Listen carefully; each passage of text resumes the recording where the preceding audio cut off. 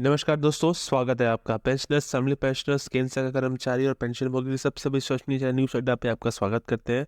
दोस्तों, आज दो इम्पोर्टेंट खबरें आई हैं आपकी फिक्स मेडिकल अलाउंस को लेकर के 18 महीने के एरियर और 1 जनवरी 2024 से बढ़ने वाले डीए को लेकर के विस्तार से जानेंगे खबरों को। अगर चैनल को पहली बार देख रहे हैं तो लाइक, शेयर और सब्सक्राइब कीजिएगा। वीडियो में अंत तक बने रहिएगा, बहुत इंपॉर्टेंट खबरें। दोस्तों 3 इंपॉर्टेंट खबरें हैं आपके लिए, पेंशनर्स के लिए, तो वो खबरों में विस्तार से बढ़ते हैं। वीडियो को अंत तक देखिएगा, लाइक शेयर सब्सक्राइब जरूर कीजिएगा।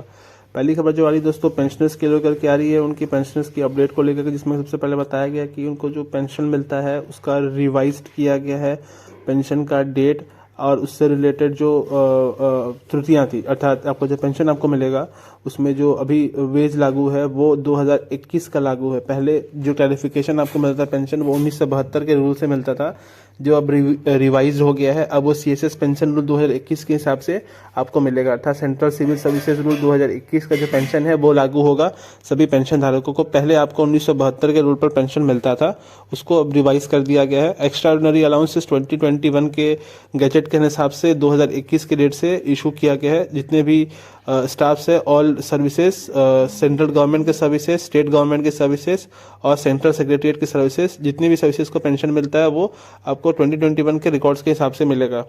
दूसरी इंपॉर्टेंट खबर जो आ रही है वह पेंशनर्स की पुत्री से संबंधित है कि वो पेंशन अपने पुत्रियों को हटा सकते हैं कि नहीं अपने पेंशन के पीपीओ अकाउंट से। तो इसमें एक क्वेश्चन पूछा गया था केंद्र सिविल सर्विसेज सेवा पेंशन नियमावली में, जिसमें कि अगर आपको गंभीर अपराध है, आप उस पर दोष साबित हो गया है, तो आपका जो पेंशन है उसको होल्ड कर दिया जाएगा। इसके रिलेटेड भी एक अपडेट है कि अगर आपका पेंशन से संबंधित कोई भी अपराध साबित हो जाता है और आपका वो अपराध में आप दोषी पाए जाते हैं तो आपका पेंशन को तत्काल प्रभाव से रोक दिया जाएगा।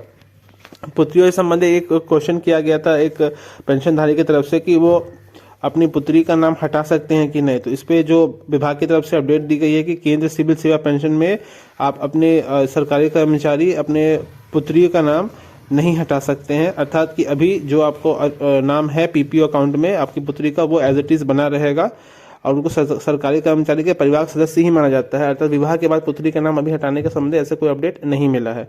एक और कर्मी का निवेदन था कि वो अपनी पत्नी के जो नाम है उसको परिवर्तन या फिर चेंज कर सकते हैं। तो उसके लिए आप अपने सर्विस बुक जो होता है या पीपीओ बुक होता है उसके थ्रू अपने सर्विस बुक से अपनी जो आपकी पत्नी का नाम है उसमें परिवर्तन करा सकते हैं। अगर उसमें कोई त्रुटि है तो, या उसमें करेक्शन करा सकते हैं। उसको चेंज करने का परफॉर्मा अभी तक जारी नहीं हुआ। केंद्र सिविल सेवा 2021 की पेंशन नियमावली जिसके अंतर्गत आपको भी पेंशन मिलती है।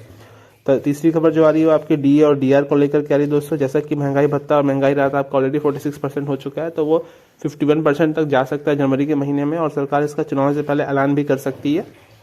अगर ऐसा लागू होता है तो आपको जो आपकी पेंशन है वो बढ़ के 5% डीए डीआर साथ मिलेगी, अर्थात 51% का जो आंकड़ा है इसको टच कर जाएगा। इसको टच करते ही आपका पेंशन और जो डीए डीआर है उसमें बढ़ोतरी होगी। साथ ही साथ आपको 3 महीने का महंगाई भत्ता, महंगा राहत भी मिलेगा, जिससे संबंधित आपको नोटिफिकेशन जैसे ही जारी होता है सबसे पहले आपको हमारे चैनल पर देखने को मिलेगी। एक और अपडेट आ रही है दोस्तों आपके सीएचएस में जो नॉन मेडिकल अलाउंस है उसको लेकर के, वो नॉन मेडिकल अलाउंस को बढ़ाने के भी विचार रिक्वेस्ट किया गया केंद्र कर्मचारियों का संगठन की तरफ से। अगर इस पर गवर्नमेंट को विचार करती है तो उस पर भी आपको सबसे पहला अपडेट हमारे चैनल पर देखने को मिलेगा। ये 3 है आज की इंपॉर्टेंट खबरें। ऐसी खबरों के लिए हमारे चैनल को लाइक शेयर सब्सक्राइब कीजिएगा। मिलता है अगले वीडियो में, तो बहुत धन्यवाद।